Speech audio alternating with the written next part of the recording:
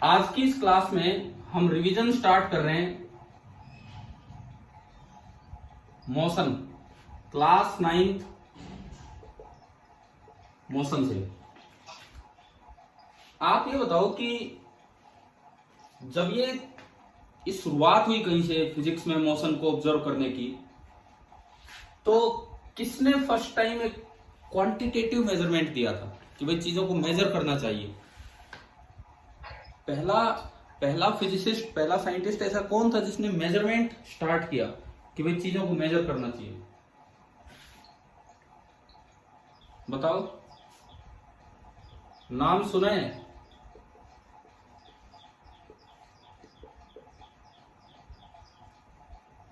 हाँ जी बताओ, नाम सुना है? गैलीलियो। गैलीलियो यूं लगा लो पहला फिजिसिस्ट था, मतलब जिसने मेजरमेंट स्टार्ट करवाया। उससे पहले क्या होता था, लोग मनगढ़ंत रूल बना के देते थे कि भाई ये है बस मान लो, ये है बस मान लो। गैलीलियो ने कुछ अच्छे मेजरमेंट स्टार्ट किए।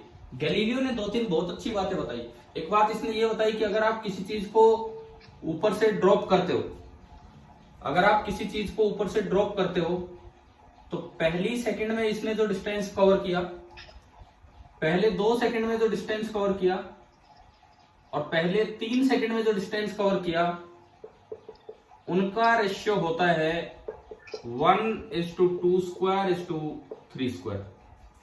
पहला मेजरमेंट गैलीलियो ने ये स्टार्ट करवाया कि भाई अगर आप किसी चीज को छोड़ देते हैं ऊपर से, तो वो इक्वल टाइम में इक्वल डिस्टेंस कवर नहीं कर रहा है। पहले सेकंड में जितना चला, दूसरे सेकंड में उसका डबल नहीं, उसका 4 गुना हो जाएगा टोटल, पहले से लेके पहले 2 तक। शुरू के 3 सेकंड में उसका 9 टाइम्स हो जाएगा। तो ये अलग अलग रूल्स लिखे गए, इनको बोला गया Galileo's law of odd numbers. ये वाला नहीं, कैसे ऑड नंबर्स बनेगा देखिए, 1:4:9। ये तो आया S1:S2:S3। ये पहला है S1, पहला ये 2 तक है S2, 3 तक है S3।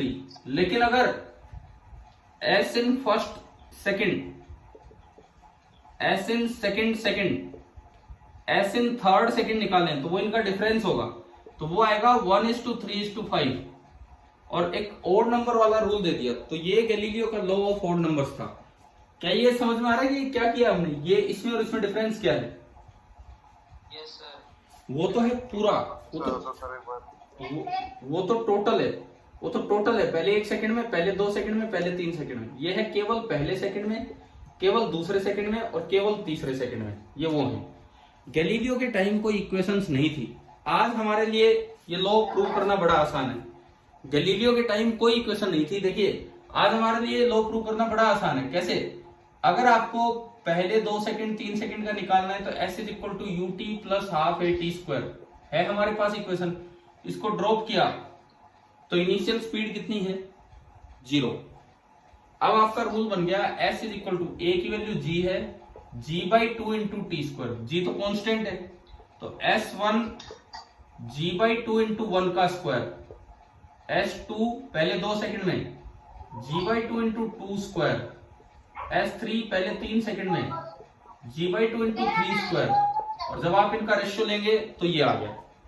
ठीक है, अब ये बताओ मेरे पास इसको निकालने की कौन सी इक्वेशन है? nth सेकंड वाली कौन सी इक्वेशन है कि ये रेशियो भी प्रूव हो?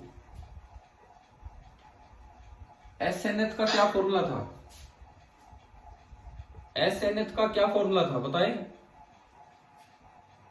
U + A/2 मतलब G/2 × 2n-1। U तो 0 है, हट गया, तो ये आपका ये आया G/2 × 2n-1। S फर्स्ट, अब अगर मैं S फर्स्ट निकालूं तो n की जगह 1 रखा, 2 - 1 1, तो G/2 × 1। S सेकंड, n की जगह 2 रखा, 2 × 2 4 - 1 3, तो G/2 × 3। S थर्ड निकालेंगे आप तो n की जगह 3 रखेंगे, 3 तो 6, 6 - 1 5, G/2 × 5। अब अगर आप इनका रेशियो ले तो ये कितना आ रहा है? 1:3:5। मतलब बात ये है कि आज के टाइम बड़ा आसान लगता है ये रूल कि भाई ये कौन से लॉ बना के दे दिए, लॉ ऑफ ऑड नंबर, फालतू का एक रूल। लेकिन आज तो आपके पास इक्वेशन है। उस समय जब मेजरमेंट नहीं था तब गैलीलियो ने ये चीजें ऑब्जर्व की थी और तब ये रूल्स दिए थे, जब ये इक्वेशंस नहीं थी। एक और बड़ी बात गैलीलियो ने जो बताई, मैं उस पर चलूंगा अभी, क्योंकि 1D मोशन हम आपको लगभग पढ़ा चुके हैं 9th में भी, और कुछ रिवीजन पार्ट में दिया था नहीं दिया था उसको छोड़िए। गैलीलियो ने एक बड़ी इंपॉर्टेंट बात बताई 2D मोशन के बारे में, जो ये लगा लो पता नहीं कैसे उन्होंने सोचा, ये बहुत इंपॉर्टेंट बात थी जो आज तक यूज हो रही है। गैलीलियो ने ये कहा कि हॉरिजॉन्टल मोशन और वर्टिकल मोशन बिल्कुल एक दूसरे से इंडिपेंडेंट होते हैं। गैलीलियो ने ये बताया कि ये जो हॉरिजॉन्टल मोशन है, ये जो हॉरिजॉन्टल मोशन है और ये जो वर्टिकल मोशन है, एक दूसरे को बिल्कुल प्रभावित नहीं करते हैं, एक दूसरे पे कोई इफेक्ट नहीं डालेंगे। मतलब क्या, आपने किसी चीज को थ्रो किया, यूं थ्रो किया with A velocity you, horizontally उसको यू स्पीड दी, जो फोर्स लग रहा है वो वर्टिकली लग रहा है, mg, उसमें जो फोर्स लग रहा होगा वेट, वो वर्टिकली लग रहा होगा। तो क्या वर्टिकल फोर्स हॉरिजॉन्टल वेलोसिटी को चेंज करवा सकता है, बताओ? क्या वर्टिकल फोर्स हॉरिजॉन्टल वेलोसिटी को चेंज करवा सकता है कि नहीं? बिल्कुल नहीं कराएगा। ये आज हमारे लिए एक आसान बात है, परंतु ये बात बताई थी गैलीलियो ने कि वर्टिकल फोर्स जो mg है वो हॉरिजॉन्टल मोशन को चेंज नहीं करवाएगा। इट मींस, सुनो क्या है इसका मतलब, ये है कि चाहे कहीं भी चला जाए, इसकी हॉरिजॉन्टल वेलोसिटी कांस्टेंट रहेगी, इसकी हॉरिजॉन्टल वेलोसिटी कांस्टेंट रहेगी, और कितनी रहेगी वो u। अच्छा, वर्टिकल फोर्स अपना वर्टिकल मोशन देखेगा। क्या इनिशियली आपने वर्टिकल डायरेक्शन में कोई वेलोसिटी दी है? एक बार इनिशियल सिचुएशन देख के बताओ। आपने दिखा रखा है कि भाई पूरी वेलोसिटी हॉरिजॉन्टल है, पूरी की पूरी वेलोसिटी हॉरिजॉन्टल है, तो क्या वर्टिकल डायरेक्शन में कोई आपने इस पे वो लगाया है कि कोई इनिशियल वेलोसिटी का कंपोनेंट है वर्टिकल डायरेक्शन में? बताओ, क्या इनिशियल वेलोसिटी का कोई कंपोनेंट वर्टिकल डायरेक्शन में है कि नहीं है? बिल्कुल नहीं है।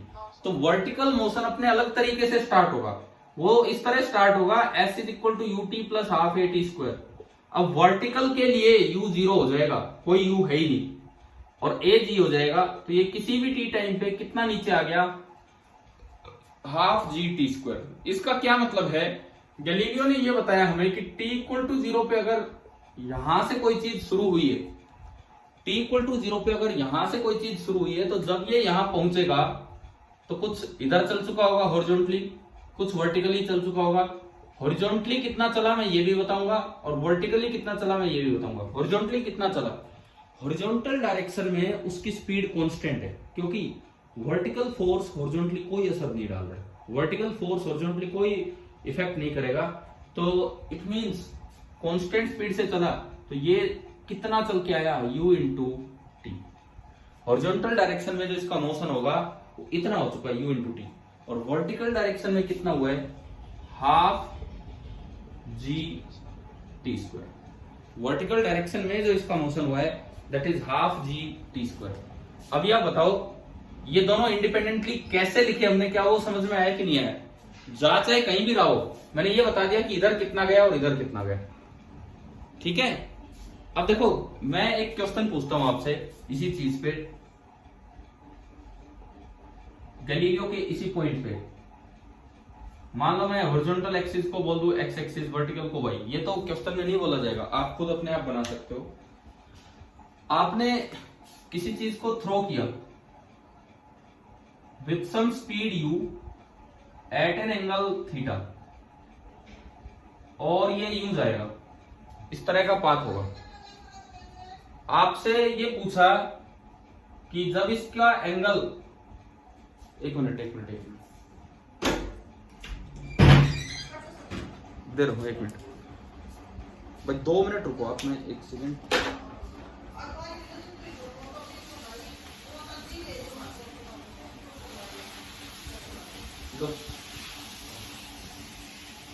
पूरा बाळक हो ना, फोन पे चालू, हाँ बस चालू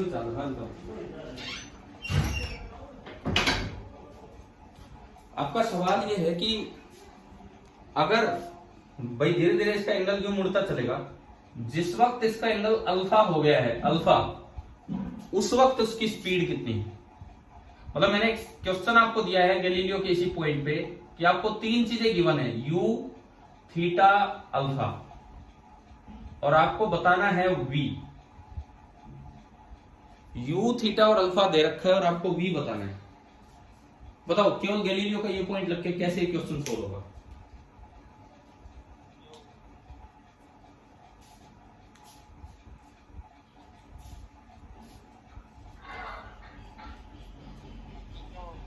हाँ जी, बोल रहे हैं क्या कोई कुछ?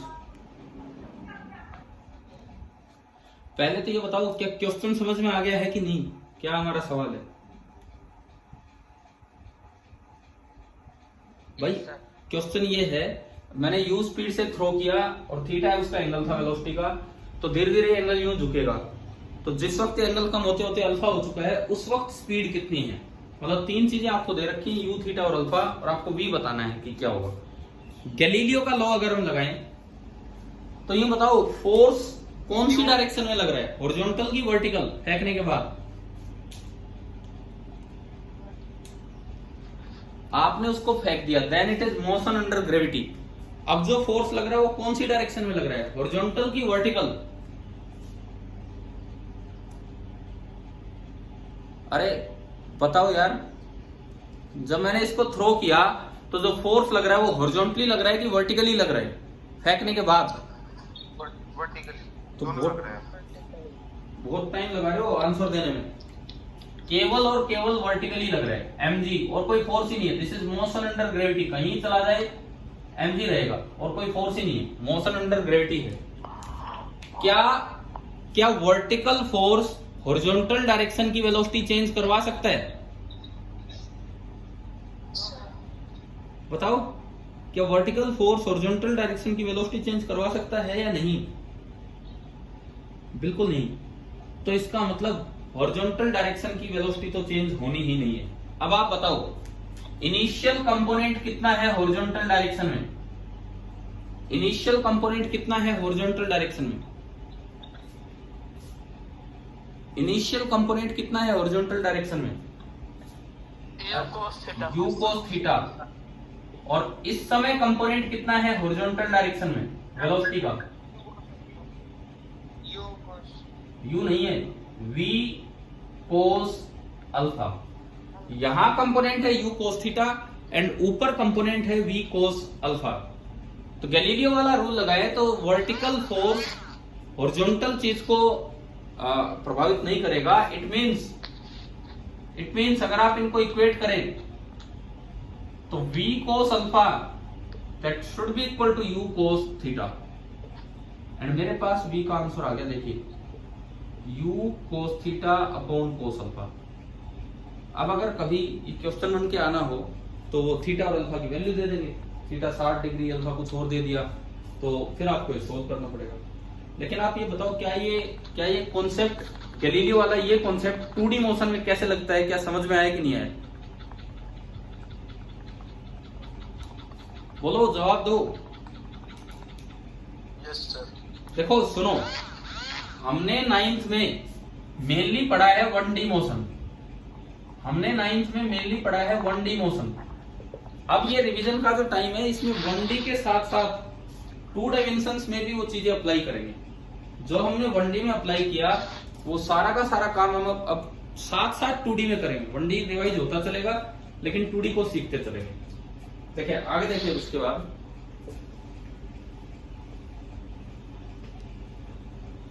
मैं इस क्लास के बाद ना आज एक वीडियो लेक्चर सेंड कर रहा हूँ आपको, जो रिकॉर्डेड है गैलीलियो के इन्हीं कि भी क्या तरीका है, एक उसका एक रीजन है बताने का।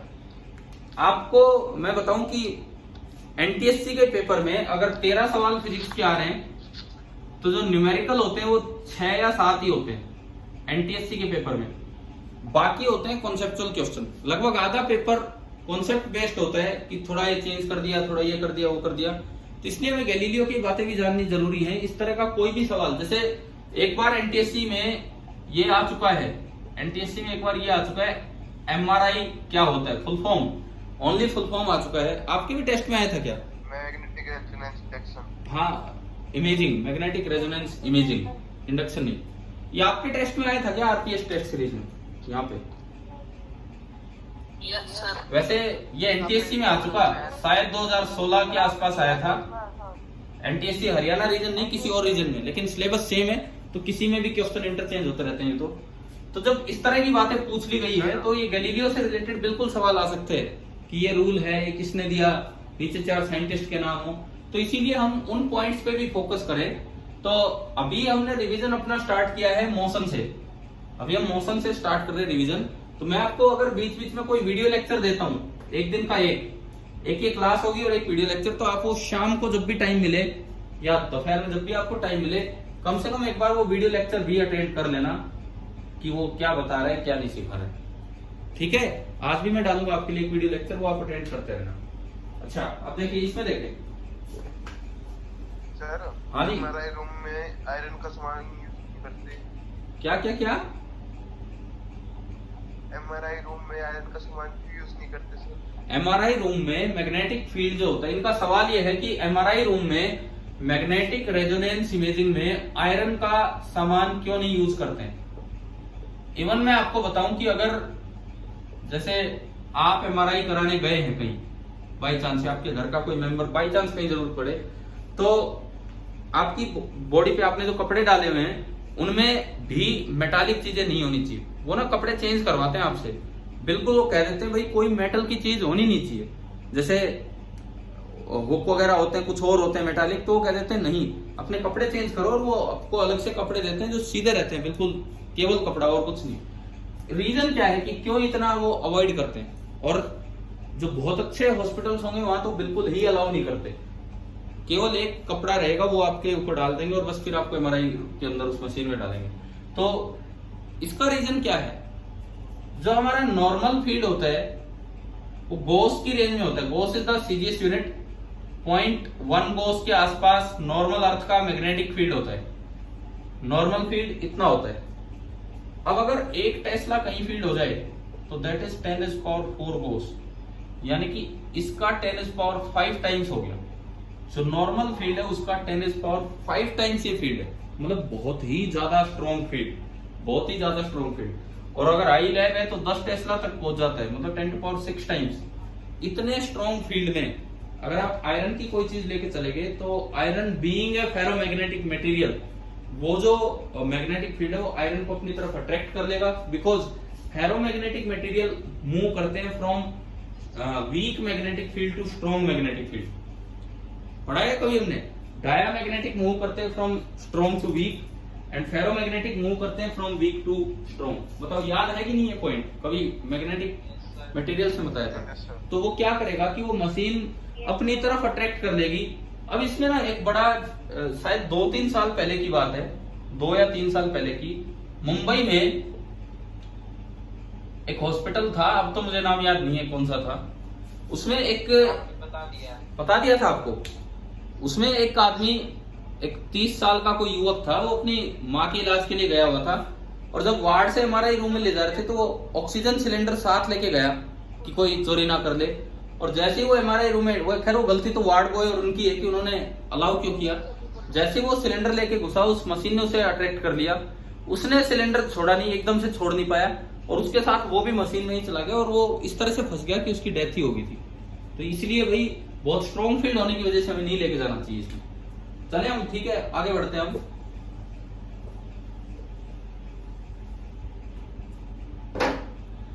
देखो आज मैं आपके लिए वो लेक्चर्स भेज रहा हूँ जिसमें आपको ये पता लगेगा, पढ़ने में मजा भी आएगा, ऐसा नहीं है कि कोई बोरिंग लेक्चर होंगे। हिस्ट्री ऑफ काइनेमेटिक्स, कि दरअसल ये काइनेमेटिक्स की शुरुआत कहां से हुई, गैलीलियो और इन सब ने क्या किया था, किस तरह से रूल्स बनने स्टार्ट हुए थे। तो आज 1-2 जो लेक्चर्स आएंगे वो आपके हिस्ट्री ऑफ काइनेमेटिक्स पे आएंगे।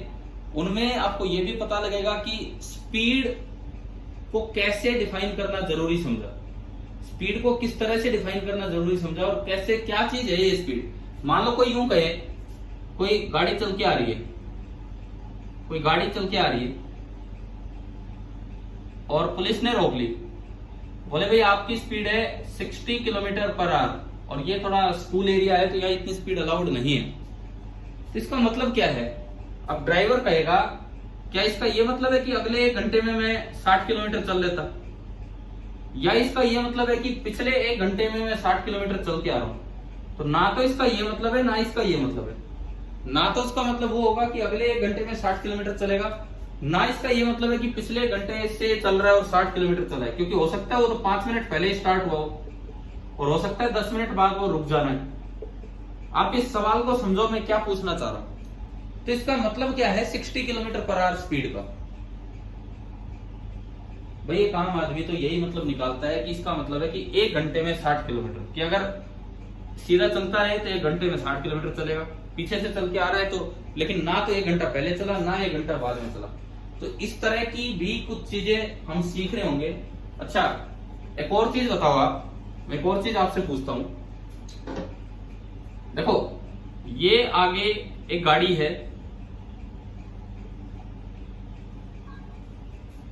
और ये पीछे एक और गाड़ी है, ये तेज चल रही है ये धीरे चल रही है। मान लो इसकी स्पीड है 10 किलोमीटर पर आवर और इसकी स्पीड है 100 किलोमीटर पर आवर। तो बताओ ये उसको क्रॉस कर देगी कि नहीं? बताइए। पक्का ना? पीछे वाली गाड़ी अगली गाड़ी को क्रॉस करेगी कि नहीं? बताओ। करेगी ना आराम से,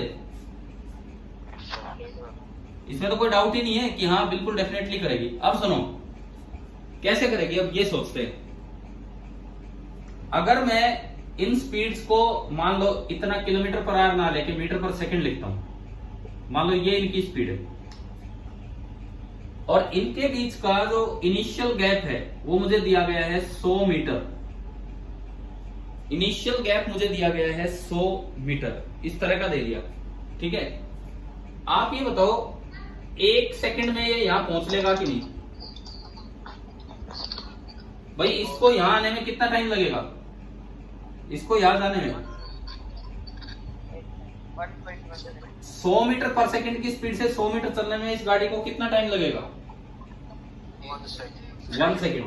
तो 1 सेकंड बाद जब ये गाड़ी यहां होगी, मैं इसे ए बोल रहा हूं इसे बी, 1 सेकंड बाद जब ए यहां होगा तो क्या बी यहीं बैठा होगा? बी तो आगे जा चुका होगा। 1 सेकंड बाद बी कितना आगे जा चुका होगा? 10 मीटर। तो ये अभी तो नहीं पकड़ पाया। 1 सेकंड बाद जब ए यहां आया तो बी कुछ आगे है और बी आपका 10 मीटर आगे है, नहीं पकड़ पाया, अभी भी नहीं पकड़ पाया। अब बताओ ए को 10 मीटर चलने में कितना टाइम लगेगा उसकी स्पीड के हिसाब से? ए को 10 मीटर चलने में आप देखो, जो मैं आपको फिर से बताता हूं, नॉर्मल स्पीड मीटर पर सेकंड में नहीं होती है, ये तो बहुत ज्यादा होगी 100 मीटर पर सेकंड। नॉर्मल स्पीड ये होती है 100 किलोमीटर पर आवर में। मीटर पर सेकंड में 100 तो बहुत ज्यादा है। और मान लो अगर ऐसा है तो मान लो ये मैंने माना कि इनिशियल डिस्टेंस है 100 किलोमीटर, ठीक है, मैंने फिर से उसमें कन्वर्ट कर दिया। अब देखो 100 किलोमीटर पर आवर की स्पीड से 100 किलोमीटर चलने में इसको टाइम लगा 1 घंटा। 1 घंटे बाद ये यहां होगा, लेकिन 1 घंटे में वो भी तो आगे जा चुका है। कितना आगे जा चुका होगा वो? बी 10 किलोमीटर, अभी नहीं पकड़ पाया। अब बताओ ए को बी तक जाने में 10 किलोमीटर जाने में अब कितना टाइम लगेगा?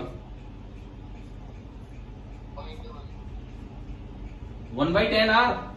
भाई 10 किलोमीटर चलना है, स्पीड है 100 किलोमीटर पर आवर, तो इसको आगे पहुंचने में कितना टाइम लगेगा?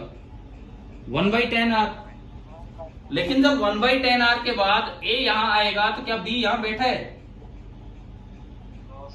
बी कितना आगे जा चुका है 1/10 आवर में? बी की स्पीड है 10 किलोमीटर पर आवर और 1/10 आवर तक ये चला, तो बी कितना आगे जा चुका है? एक बी 10 किलोमीटर पर आवर तो उसकी स्पीड है, इंटू 1/10 आवर टाइम है। कितने किलोमीटर आगे गए?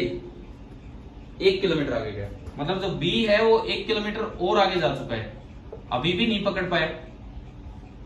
अब यूं तो आप यार कभी तक भी अंदाजा लगाते रहो, जब ए 1 किलोमीटर चलेगा तो थोड़ा टाइम तो और हो चुका होगा, क्या बी यहां बैठा होगा?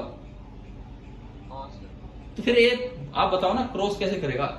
ए जब भी बी तक जाएगा बी थोड़ा और आगे हो लेगा, ए जब भी बी तक जाएगा बी थोड़ा और आगे हो लेगा, फिर ये क्रॉस कैसे करेगा। अरे ये हम हिसाब लगाते जा रहे हैं, हम हिसाब लगाते जा रहे हैं, यहां से यहां, यहां से कितनी देर तक आप जाओ बी हमेशा थोड़ा सा तो आगे मिलना ही मिलना है कि नहीं। आप बताओ ये लॉजिक आ गया आपको समझ में, क्या मैंने बताया। हाँ भाई क्वेश्चन बताओ, ये आया क्या समझ में, किस तरह से हम देख रहे हैं।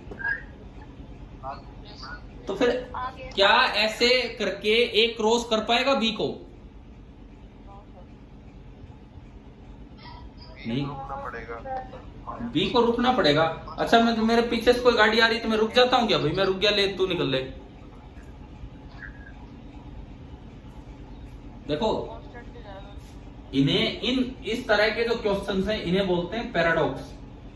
पैराडॉक्स मतलब आप खुद ही अपनी बातों में अटक रहे हैं, क्योंकि नॉर्मली तो ये क्रॉस कर जाती है, परंतु आप लॉजिकली सोचेंगे ये उस समय की सोच है, ये उस समय के क्वेश्चंस हैं जब मैथमेटिक्स ज्यादा डेवलप नहीं हुआ था, और ये सोच सोच के ही कहीं ना कहीं आगे फिजिक्स बढ़ी। इन्हीं इस तरह के सवालों से कैलकुलस का निर्माण हुआ। कैलकुलस किस किसने बनाया था, दो साइंटिस्ट थे जिन्होंने कैलकुलस इंडिपेंडेंटली बनाया। बताओ एक का भी नाम बता दो आप। कैलकुलस मतलब डिफरेंशिएशन इंटीग्रेशन, बोलो। इनमें से एक साइंटिस्ट है न्यूटन। अरे न्यूटन खाली फिजिसिस्ट नहीं था, न्यूटन एक बहुत अच्छा मैथमेटिशियन भी था, न्यूटन एक बहुत अच्छा मैथमेटिशियन भी था। और दूसरा था लेबनीज, दूसरा जो साइंटिस्ट था दैट वाज लेबनीज। इन्होंने इंडिपेंडेंटली निकाला। क्यों निकाला, इस तरह के सवालों का हल करने के लिए, इस तरह की छोटी छोटी बातें बताने के लिए। अब आप ये सुनो, आज मैं आपके लिए 2-3 दिन लेक्चर डाल सकता हूं पुराने रिकॉर्डेड जो होंगे, लेकिन उसमें हम ये चीज क्लियर कर रहे होंगे हिस्ट्री ऑफ काइनेमेटिक्स। तो कल सुबह जब हम मिले दोबारा 7 बजे, कल सुबह जब हम मिलेंगे 7 बजे, तो आप ये 2-3 लेक्चर्स, एक तो आज वाला तो मैं अपलोड कर ही दूंगा, प्लस जो पीछे के रिकॉर्डेड है आपके ग्रुप पे दोबारा से सेंड कर रहे होंगे। रिवीजन ऑफ मोशन नाम से हम एक प्लेलिस्ट बना रहे होंगे इसकी। तो आप बताओ क्या वो अटेंड कर चुके होंगे कि नहीं आप कल तक। करने हैं यार, देखो ये अच्छे अच्छे सवाल हैं सर। हाँ जी, अलग अलग चैप्टर प्लेलिस्ट बनाते हैं ना सर। हाँ अलग ही बना रहा हूँ। अब मैं पहले मोशन लेके चल रहा हूँ, अब मैं पहले मोशन लेके चल रहा हूँ, revision of motion for class 9। ये प्लेलिस्ट का नाम होगा revision of motion for class 9, and उसमें पहला लेक्चर ये होगा जो आज का रिकॉर्ड हो रहा है, और बीच में अगर मुझे कोई लेक्चर इंसर्ट करना होगा प्री रिकॉर्डेड तो वो डाल दिया जाएगा, और बाकी आपका आगे बढ़ता रहेगा काम। ठीक है, आज कौन सा डे है, थर्सडे है आज थर्सडे है। तो अभी तो ये तो पूरा वीक मोशन रहेगा ही, अगले वीक भी 2-3 दिन मोशन ही चलेगा। तो पहले मोशन ढंग से कंप्लीट करें, उसके बाद अगले किसी चैप्टर पे चलेंगे। अब पूरा देखो अगले टेस्ट तक आपको 9th और 10th का ये जो रिवीजन वाला सिलेबस है, छोटी छोटी प्लेलिस्ट बनती चलेंगी सभी चैप्टर्स की, और आप अच्छे से अटेंड करते चलें। ठीक है, तो अगले कुछ दिन हमारा ध्यान रहे मोशन पे। क्लियर है भाई, अब सभी बच्चों को समझ में आ गई होगी बात। और आज जो मैं लेक्चर डालू आप हिस्ट्री ऑफ काइनेमेटिक्स अपना अटेंड करके रखना, नोट्स बना के रखना अलग से, चाहे 9th वाली कॉपी में ऐड करने की जगह वहां, नहीं तो आप अलग से बना लेना। चलिए ठीक है, अब आज तो क्लास तो एक ही होगी, बाकी आपको लेक्चर मिल जाएंगे। फिर कल दोबारा बता दो ये वाला। कौन सा, ये जो सेकंड कंडीशन, हाँ ये वाला ना, सुनो सर आंसर तो आंसर नहीं बता रहा ना मैं आपको क्या बता रहा हूँ, आपके लिए छोड़ा है ना ये आपके लिए छोड़ा है कि भाई ये क्या सवाल है, इसमें क्या गलती है। नॉर्मली हम देखते हैं, देखो मीटिंग खत्म होने वाली है, जल्दी सुनो, आखिरी समय चल रहा है, कितनी देर बची है, 5 मिनट है, 5 मिनट है, ठीक है ठीक है। सुनिए, नॉर्मली हम क्या सोचते हैं कि अगर कोई गाड़ी तेज आ रही है और आगे धीरे गाड़ी है तो वो क्रॉस कर जाती है, लेकिन अगर इस लॉजिक को लगाए तो वो कभी क्रॉस ही नहीं कर पाएगी, वो कभी भी क्रॉस नहीं कर पाएगी। आप 100 किलोमीटर आगे हैं, जितनी देर में गाड़ी 100 किलोमीटर चलेगी आप 10 किलोमीटर और आगे हो चुके होंगे, जितनी देर में गाड़ी 10 किलोमीटर चलेगी आप 1 किलोमीटर और आगे हो चुके होंगे। तो हर बार जब भी ये गाड़ी कुछ चलेगी आप थोड़ा और आगे मिलेंगे, तो यूं तो ये गाड़ी कभी क्रॉस ही नहीं कर पाएगी आपको, और वैसे हम नॉर्मली देखते हैं कि गाड़ी क्रॉस करके चली जाती है। तो इन चीजों को समझने के लिए ही तो वो लेक्चर्स हैं। देखो आज जो मैं आपको काइनेमेटिक्स के लेक्चर्स दे रहा हूँ वो नॉर्मल शुरुआत नहीं है काइनेमेटिक्स की, जैसे हमने 9th में की थी। एक 9th के बच्चे को एक बार एक बेस बनाना पड़ता है, उसके बाद मैं इस चीज पे आपको पहुंचा रहा हूं कि भाई कैसे काइनेमेटिक्स की शुरुआत हुई। अच्छे लेक्चर्स होंगे, आपको शायद मजे भी आएंगे अटेंड करने में, और अपना कुछ लिख सके तो नोट्स में ऐड कर लेना। ठीक है, ये सवाल आपके लिए छोड़ा है कि भाई क्या है इसकी एक्सप्लेनेशन क्या है। क्लियर है? ठीक है, आगे फिर अब मैं फिनिश करता हूं ये मीटिंग, आप लेक्चर्स अटेंड करना, फिर कल सुबह मिलते हैं, तब देखते हैं, डिस्कस करते हैं चीजें। ठीक है, थैंक यू।